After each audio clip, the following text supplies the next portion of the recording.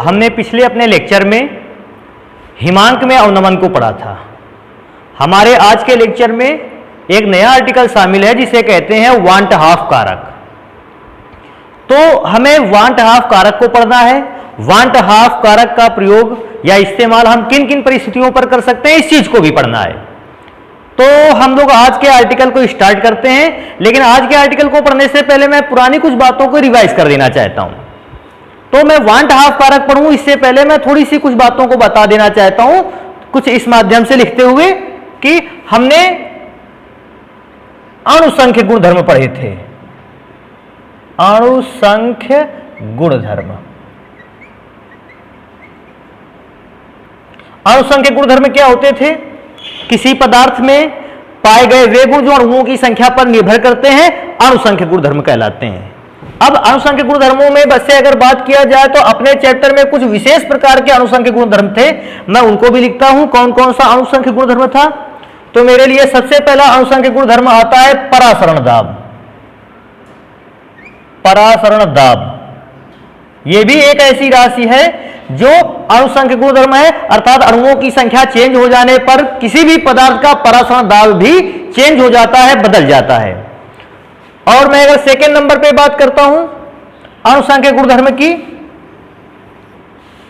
तो second number पर आता है वाष्प दाब में आपेक्षिक अवनमन। वाष्प दाब में आपेक्षिक अवनमन, अवनमन, अवनमन। हम जानते हैं कि वाष्प दाब में आपेक्षिक अवनमन भी अणुसंख्य गुणधर्म है। वाष्प दाब में आपेक्षिक अवनमन का मान भी अणुओं की संख्या पर निर्भर करता है। मैं तीसरे गुण पर आ जाता हूं अगर, तो आता है क्वथनांक में उन्नयन। क्वथनांक में उन्नयन यह भी एक प्रकार का अणुसंख्य गुणधर्म है जो विलेय पदार्थ के अणुओं की संख्या पर निर्भर करता है। अगर आप अणुओं की संख्या को चेंज कर देते हो तो क्वथनांक में उन्नयन का मान भी बदल जाता है। अभी एक आर्टिकल और रह जाता है यहां पर, हिमांक में अवनमन। हिमांक में अवनमन। तो मेरे पास कुछ अणुसंख्य गुणधर्म थे जिसको मैंने बताया। अब अणुसंख्य गुणधर्मों की मैं सभी इन अणुसंख्य गुणधर्मों के फॉर्मूले लिखे देता हूं कि अगर कोई पूछता है अणुसंख्य गुणधर्म परासरण दाब एक प्रकार का अणुसंख्य गुणधर्म है, इसका फॉर्मूला क्या होता है, तो हमने इस बात को प्रूफ भी किया था। परासरण दाब को पी या पाई से लिखते हैं, फॉर्मूला होता था CST, जहां पाई परासरण दाब होता था, C विलयन की सांद्रता या मोलर सांद्रता होती थी, S विलयन स्थिरांक था और T था विलयन का ताप। वाष्प दाब में आपेक्षिक अवनमन के लिए हम लोगों ने एक फॉर्मूले को प्रूफ किया था, P minus PS upon P is equal to small w upon small m into capital M upon capital W। यह था फॉर्मूला वाष्प दाब में आपेक्षिक अवनमन के लिए। अगर वाष्प दाब में आपेक्षिक अवनमन निकालना होता तो हम इस फॉर्मूले से निकालते थे। मेरे लिए क्वथनांक में उन्नयन का भी फॉर्मूला एक मैंने प्रूफ किया था, डेल्टा टीबी बराबर KB into small W upon small M into capital W into 1000। यह था क्वथनांक में उन्नयन का फॉर्मूला, जहां डेल्टा टीबी क्वथनांक में उन्नयन होता था, केबी मोलर उन्नयन स्थिरांक था, डब्ल्यू विलेय पदार्थ की ग्राम में मात्रा थी, एम विलेय पदार्थ का अणुभार था, कैपिटल डब्ल्यू विलायक पदार्थ की ग्राम में मात्रा थी। और 1000 का गुणा इसलिए किया था, काहे से 1 किलोग्राम विलायक के लिए गणना निकाली जाती है, क्योंकि 1 किलोग्राम विलायक में 1000 ग्राम विलायक होते हैं। मैंने इसको 1000 से मल्टीपल कर रखा था। लास्ट फॉर्मूला अगर हिमांक में अवनमन के लिए चेक किया जाए तो फॉर्मूला होता है डेल्टा TF। F इसलिए लगा दिया गया फ्रीजिंग पॉइंट के लिए, हिमांक को फ्रीजिंग पॉइंट कहते हैं इसलिए F लगा दिया गया। Delta TF is equal to formula थोड़ा सा change, KF small w upon small m into capital W into 1000। अगर इन दो फॉर्मूले से बात की जाए तो फॉर्मूले में केवल दो चेंज हैं, डेल्टा TB की जगह डेल्टा TF, KB की जगह पर KF, बाकी फॉर्मूला सेम है। डेल्टा टीबी को कहते हैं क्वथनांक में उन्नयन और डेल्टा टीएफ को कहते हैं हिमांक में अवनमन। अब इन फॉर्मूलों के बाद मैं थोड़ा सा इधर कुछ विशेष परिस्थितियां लिखे देता हूं। कुछ विशेष परिस्थितियां लिखे देता हूं क्या, कि जितने भी अणुसंख्य गुणधर्म है, ये सभी के सभी अणुसंख्य गुणधर्म हर एक प्रकार के विलयन के लिए लागू नहीं होते। अणुसंख्य गुणधर्म के लागू होने या अणुसंख्य गुणधर्मों के फॉर्मूले के अप्लाई होने की कुछ विशेष शर्तें हैं। तो सबसे पहले उन शर्तों पर चलते हैं कि अणुसंख्य गुणधर्म के जितने भी फॉर्मूले हम लोगों ने लिखे हैं, ये फॉर्मूले कुछ विशेष प्रकार के विलयनों के लिए ही लागू होते हैं। तो मुझे चेक कर लेना चाहिए कि अणुसंख्य गुणधर्म जो है वो किस किस प्रकार के विलयन के लिए लागू हो पाते हैं और किस प्रकार के विलयन के लिए लागू नहीं हो पाते हैं। तो मैं वहां एक लिस्ट बना दूंगा कि किस किस प्रकार के अणुओं के लिए या किस किस प्रकार के सॉल्यूशंस के लिए अणुसंख्य गुणधर्म के फॉर्मूले एप्लीकेबल हैं और किन के लिए एप्लीकेबल नहीं है। तो मैं एक एक स्टार्ट करता हूं। सबसे पहले पहली स्थिति यह है कि विलयन जो हमारे पास होना चाहिए, विलयन तनु होना चाहिए।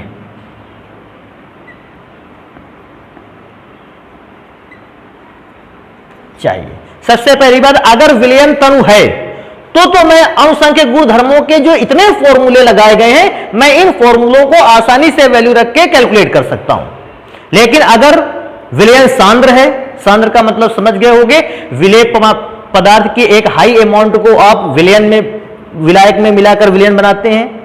अगर आपने विलयन सांद्र बना दिया है तो ये फॉर्मूले एग्जैक्ट रिजल्ट देने में समर्थ नहीं है, अच्छा रिजल्ट उस समय नहीं देते हैं सांद्रता ज्यादा हो जाने पर। तो सबसे पहले अगर अणुसंख्य गुणधर्म मेरे पास जो 4 हैं, उनके फॉर्मूले को अगर सही ढंग से अप्लाई करना है, हमारा विलयन कैसा होना चाहिए, तनु होना चाहिए। फर्स्ट चीज। मैं दूसरी चीज को अगर बात करता हूं कि दूसरी शर्त क्या है, तो सबसे पहली बात दूसरी शर्त में से मैं चलता हूं, विलेय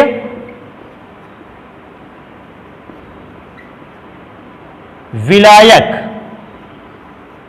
में पूर्ण रूप से घुलनशील हो। घुलनशील हो मतलब आपके पास एक ऐसा विलेय होना चाहिए जिसको आप विलायक में मिलाएं और विलेय कंप्लीटली पूरी तरीके से घुल जाए। 100% विलेय जो है वो पूरा का पूरा विलायक में घुलकर सॉल्यूशन बना ले। कभी कभी आपने ऐसे भी विलेय पदार्थ को डाला होगा कि विलायक लिया, विलेय को डाला और विलेय को घोलने के बाद भी देखा कि विलेय के कुछ पार्टिकल अभी भी पात्र की तली पर पड़े हुए हैं, अर्थात विलेय अभी पूर्ण रूप से घुला नहीं है। अगर विलेय पूर्ण रूप से नहीं घुलता है तो हमारे ये फॉर्मूले वर्क करने वाले नहीं हैं।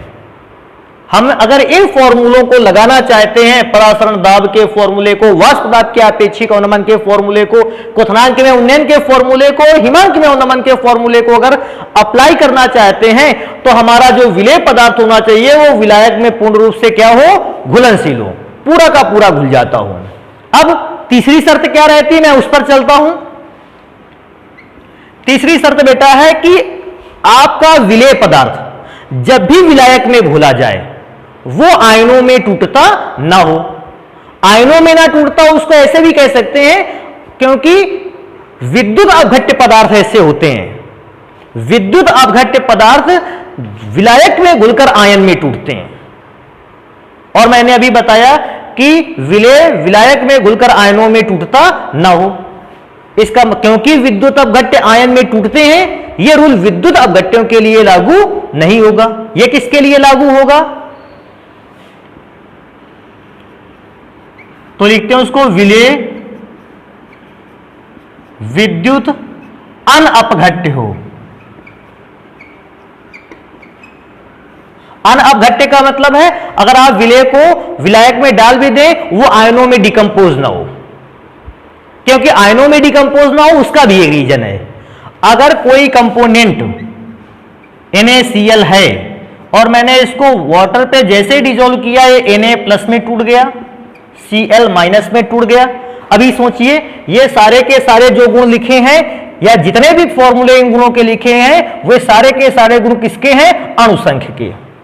अणुसंख्य गुणधर्म का मतलब अणुओं की संख्या पर निर्भर करने वाले गुण। अभी आप सोचो नमक जब जल पे नहीं घुला था कितना अणु था? 1 मॉलिक्यूल।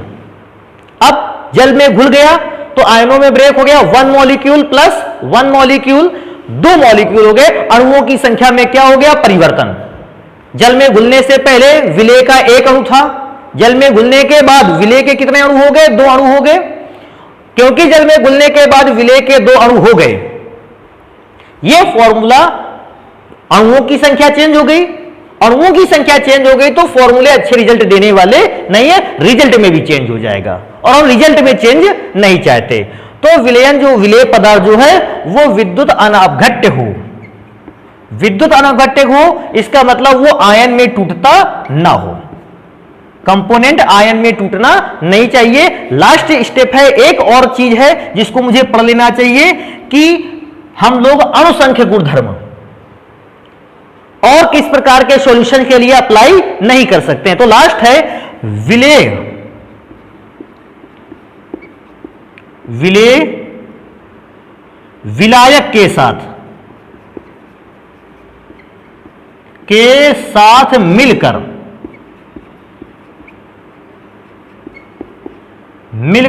संगुणित ना हो, संगुणित ना हो। अब विलेय विलायक के साथ मिलकर संगुणित ना हो, इसका क्या अर्थ है? कभी कभी मैंने ऐसे भी विलेय पदार्थ को देखा है कि ऐसा मान लेते हैं, मैंने कई विलेय पदार्थ को देखा। मेरे पास एक विलेय पदार्थ था NH3 प्लस HCl या NH3 प्लस H2O। मैंने अमोनिया के एक मॉलिक्यूल को वाटर के एक मॉलिक्यूल के साथ मिलाया। अमोनिया का जब एक मॉलिक्यूल वाटर के एक मॉलिक्यूल के साथ मिलाया गया, आप समझे इस समय अणुओं की संख्या टोटल कितनी है? 2। लेकिन जैसे दोनों रिएक्शन करते हैं आपस में एक कंपाउंड बनाकर तैयार करते हैं NH4OH, यहां नंबर ऑफ मॉलिक्यूल 2 और इधर प्रोडक्ट में नंबर ऑफ मॉलिक्यूल 1, क्योंकि 2 अणु आपस में संगुणित होकर एक अणु बना रहे हैं। अणुओं की संख्या में चेंज हो रहा है, इधर 2 अणु थे उधर 1 अणु है। अणुओं की संख्या में चेंज हुआ तो पक्का अणुसंख्य गुणधर्म भी क्या हो जाएगा? चेंज। तो ऐसा जो अणु है वो संगुणित ना होता हो, कोई भी मॉलिक्यूल दूसरे मॉलिक्यूल के साथ जुड़ता ना हो, ऐसा हमें विलेय पदार्थ चाहिए। तो मेरे लिए कुछ शर्तें हैं जो अणुसंख्य गुणधर्म पर लागू होती हैं, जिनसे हम ये भी पहचान सकते हैं कि कौन कौन सी चीज अणुसंख्य गुणधर्म पर लागू नहीं होती है। अब मैं बात कर लेता हूं बाई चांस अणुसंख्य गुणधर्म तब लागू होते हैं, विलयन तनु होता है, विलेय पूरी तरीके से घुल जाता है, विद्युत अनापघट्य हो अर्थात आयन में ना टूटे, और विलायक और विलेय मिलकर संगुणित भी ना हो, तब लागू होगा। लेकिन बाई चांस हम ऐसे विलयन की बात करें जो आयन में टूट जाता है या संगुणित हो जाता है या पूरी तरीके से नहीं घुल पाता है और यह विलयन सांद्र होता है, तो क्या हमारे लिए इस सिचुएशन पे ये फॉर्मूले वर्क करेंगे?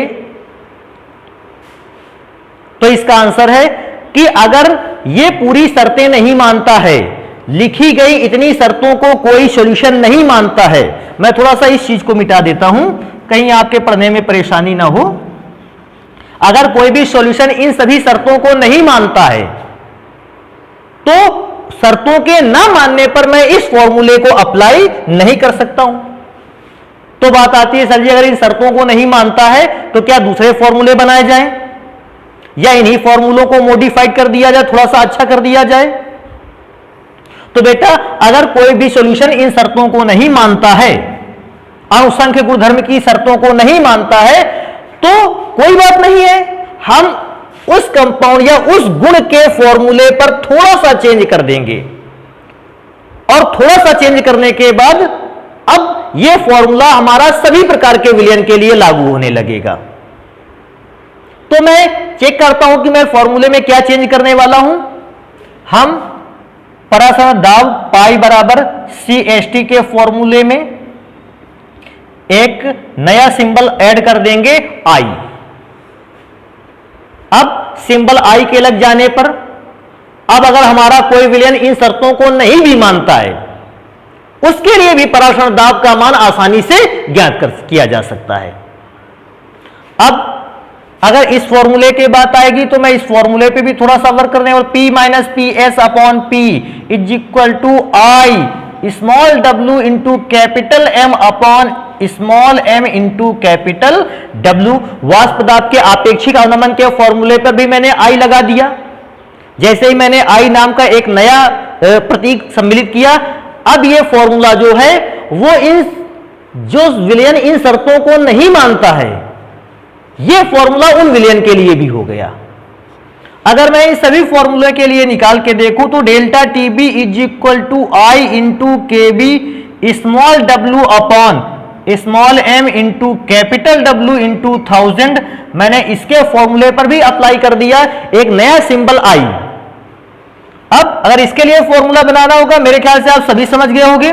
TF का फॉर्मूला क्या बनने वाला है, I into KF into small w upon small m capital W into 1000। अब मैं क्या सोचता हूं, एक नॉर्मल फॉर्मूले पर अगर मैं एक नया प्रतीक I सम्मिलित कर देता हूं या I का मल्टीप्लाई करा देता हूं तो हमारा फॉर्मूला अब हर प्रकार के सॉल्यूशंस के लिए रीडिंग्स निकाल सकता है। वो रीडिंग चाहे परासरण दाब की हो, चाहे वाष्प दाब में आपेक्षिक अवनमन की हो, डेल्टा टीबी की हो या डेल्टा टीएफ की। तो मैं क्या समझता हूं, ये I जो एक फैक्टर है, ये जो I एक नए प्रकार का इफेक्ट उत्पन्न कर रहा है, मुझे इसको देखना है कि ये I है क्या। ये I तो इतना मैजिकल है कि जिन जिन विलयनों पर हमारे फॉर्मूले अप्लाई नहीं भी हो पा रहे थे, I के लग जाने से वो उन सभी विलयनों पर फॉर्मूले अप्लाई होने लगे। तो मैं जानना चाहूंगा कि ये जो I सिंबल है, ये जो विशेष प्रकार का मैजिकल सिंबल है, ये क्या है और इसके फॉर्मूले को या इसकी वैल्यू को कैसे निकालते हैं। तो बेटा ये जो I नाम का फॉर्मूला है या I नाम का जो सिंबल है, इस सिंबल को हम कहते हैं वांट हाफ कारक। क्या बोलते हैं इसको, वांट हाफ कारक। तो अगर हम लोगों को अच्छा वांट हाफ कारक पढ़ना भी था आज, अगर अब आप इस बात को समझ गए हो कि वांट हाफ फैक्टर क्या क्या कर सकता है। वांट हाफ कारक किसी फॉर्मूले में जुड़ करके उस फॉर्मूले को इतना अच्छा कर सकता है कि अब वो फॉर्मूला हर प्रकार के सॉल्यूशंस के लिए अप्लाई किया जा सकता है। अभी तक इसके पहले जो ये फॉर्मूले हुआ करते थे, वो केवल इन प्रकार के सॉल्यूशन पर ही लागू होते थे, इसके विपरीत प्रकृति वाले सॉल्यूशंस पर लागू नहीं होते थे। लेकिन जैसे मैंने I को ऐड कर दिया, अब हमारा जो नया फॉर्मूले बनके तैयार हुए हैं, ये ओवरऑल हर सॉल्यूशंस के लिए लागू हो जाते हैं, चाहे आयन में टूटता हो, चाहे संगुणित होता हो, चाहे तन हो या सांद्र हो, कुछ भी हो, हर प्रकार के सॉल्यूशंस पर लागू होता है। तो बेटा मेरे ख्याल से आपको इसको नोट कर लेना चाहिए। अब मैं बात करूंगा कि मेरे पास जो नया सिंबल बनकर आ रहा है I, ये I है क्या। तो आपने I के विषय में पढ़ा, ये वांट हाफ फैक्टर है, वांट हाफ कारक है। अब बात आएगी कि वांट हाफ कारक को हम लोग निकालें कैसे। तो आप इसको नोट कर सकते हैं, स्क्रीनशॉट कर सकते हैं, फिर नोट कर सकते हैं। मैं इसको मिटा देता हूं।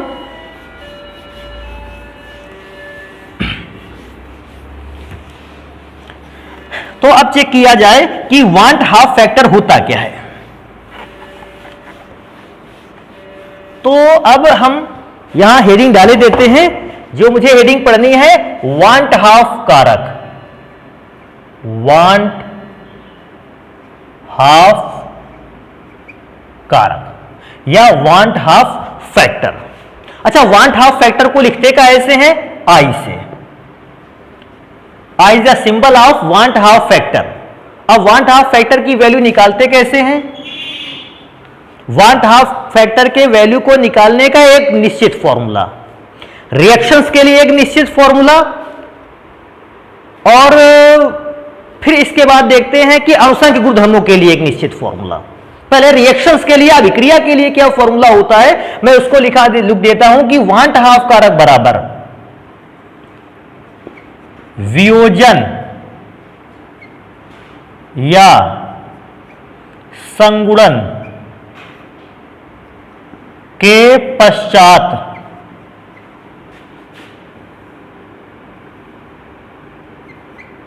कण। वियोजन या संगुणन के पश्चात कण, अगर कोई भी इलेक्ट्रोलाइट है और वो विलायक के कांटेक्ट में आकर वियोजित हो जाता है, तो वियोजित होने के बाद जो कणों की संख्या है हमें कहां लिखनी है, ऊपर, या संगुणित होने के बाद कणों की संख्या कहां लिखनी है, ऊपर, और नीचे लिखना है वियोजन या संगुणन से पूर्व कण कि वियोजन या संगुणन से पहले कितने पार्टिकल थे। अगर आपको इस फॉर्मूले को लेकर कोई प्रॉब्लम है, मैं एक एग्जांपल बताऊंगा, फॉर्मूला कंफर्म हो जाएगा। देखो कैसे फॉर्मूला कंफर्म होने वाला है। मैंने एक रिएक्शन लिख दी। मैं क्या रिएक्शन लिखता हूं, मेरे पास एक इलेक्ट्रोलाइट है। इलेक्ट्रोलाइट को जब मैंने वाटर पे डिसॉल्व किया, वाटर पे डिसॉल्व होने पर यह दो प्रकार के आयनों में टूट जाता है, positive ion and negative ion. अगर मुझे इस रिएक्शन के लिए दी गई अभिक्रिया के लिए अगर मुझे वांट हाफ फैक्टर निकालना है तो मैं कैसे निकालूंगा। सबसे पहले तो यह बात कि वांट हाफ फैक्टर निकालेंगे क्यों। अगर हमारा फॉर्मूला वांट हाफ फैक्टर के बिना लग जाए तो अच्छी बात है। चेक करते हैं, अगर आपने केसीएल को जल में घोला है, केसीएल विद्युत अपघट्य आयन में टूटा है, अनुषंग गुणधर्म केवल उन विलयनों पर लागू होते थे जो आयन पर नहीं टूटते थे। क्योंकि ये आयन पर टूटा है, हमें वांट हाफ कारक वाला फॉर्मूला अप्लाई करना चाहिए। तो वांट हाफ फैक्टर निकालने के लिए बड़ा आसान सी चीज है बेटा, चेक करेंगे आप। वियोजन या संगुणन के पश्चात, वियोजन या संगुणन के पश्चात कण कितने कण है, एक कण है पोटेशियम आयन का और एक कण है क्लोराइड आयन का। 1 + 1 वियोजन के पश्चात कणों की संख्या कितनी है, 2। अब आता है नीचे वियोजन या संगुणन से पूर्व, वियोजन या संगुणन से पूर्व कणों की संख्या। तो वियोजन या संगुणन से पहले कितना कण था, 1, मैंने डिवाइड किया, कितना आ गया, 2। वांट हाफ फैक्टर कितना आ गया, 2। बड़ा आसान सा इसको निकाल लेंगे। हां, इसमें से एक चीज और आ सकती है कि वांट हाफ फैक्टर की यूनिट क्या होती है, मात्रक क्या रहता है वांट हाफ फैक्टर का। तो बेटा बिल्कुल डरने की बात नहीं है। वांट हाफ फैक्टर क्या है, ऊपर भी कणों की संख्या, नीचे भी कणों की संख्या। अगर ऊपर और नीचे दोनों कणों की संख्या है तो ऊपर के कणों की संख्या की यूनिट से नीचे के कणों की संख्या की यूनिट कैंसिल हो जाएगी और वांट हाफ कारक का कोई भी फैक्टर का कोई भी यूनिट निकलने वाला नहीं। एक मैं और रिएक्शन लिख के आपको समझा देता हूं वियोजन या संगुणन के पश्चात वाली बात को।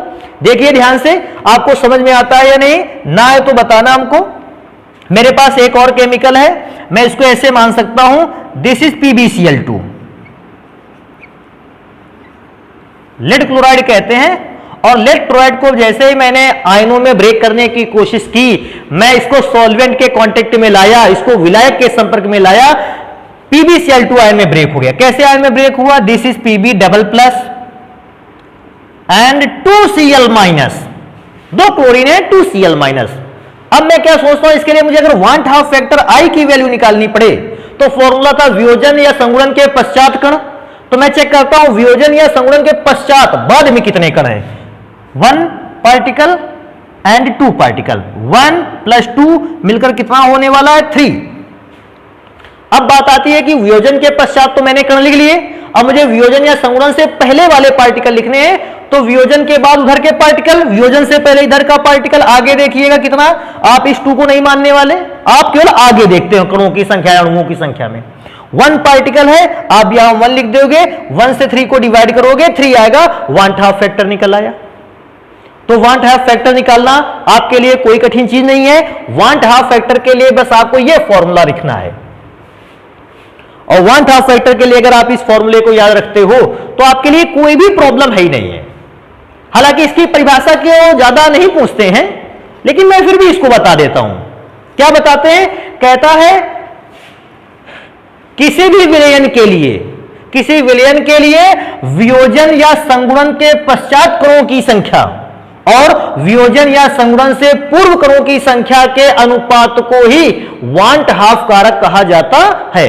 मैं इसको दोबारा से रिपीट कर देता हूं, किसी विलयन में वियोजन या संगुणन के पश्चात कणों की संख्या और वियोजन या संगुणन से पूर्व कणों की संख्या के अनुपात को ही वांट हाफ फैक्टर या वांट हाफ कारक कहा जाता है। तो बेटा ये हम लोगों का हो गया वांट हाफ कारक। कहां कहां पर रूल ये वांट हाफ कारक अप्लाई होता है या हम कहां कहां इसका इस्तेमाल कर सकते हैं, आपने सीख लिया इस चीज को।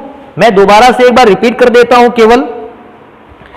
यदि विलयन तनु हो, आयनों में ना टूटता हो, उसके कण संगुणित ना होते हो, विलय पूरी तरीके से विलायक में घुल जाता हो, तो हमारे पास अनुसंग गुणधर्मों के सामान्य फॉर्मूले अवेलेबल हैं। पाई बराबर CHT, P minus PS upon P equal to WM upon WM। दूसरा फॉर्मूला क्या है, तीसरा फॉर्मूला क्या है, डेल्टा TF बराबर KF W upon small m into capital W into 1000।